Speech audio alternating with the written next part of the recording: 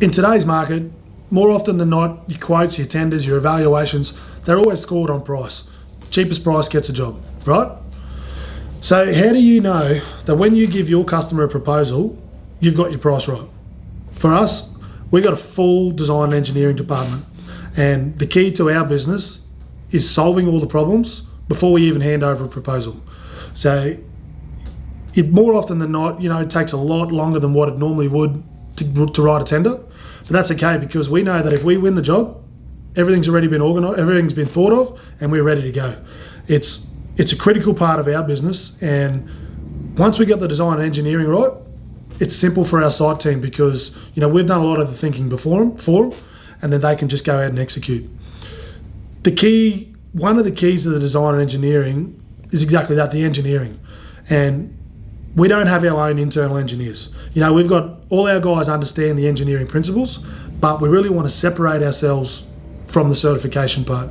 And not because we don't want to take the risk.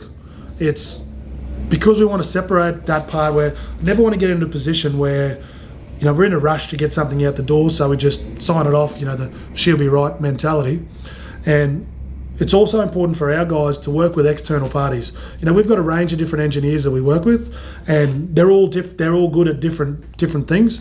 Some specialise in events, some suspended, some are cantilevered. Everyone's got their specialties, and it's also good business practice for us to be working with them, and just from an auditing compliance check point of view. So that's the key for us. So when we hand over a proposal or a tender, we know that we've solved a lot of the issues already. So what's some of the things that you do in the background that your customer doesn't even see, so that when they get your proposal, they've got the confidence to evaluate it, not purely on price, but you've also given them the best value for money. And more often than not, you can come in cheaper because you don't have to build any risk into it, because you've already solved all the problems.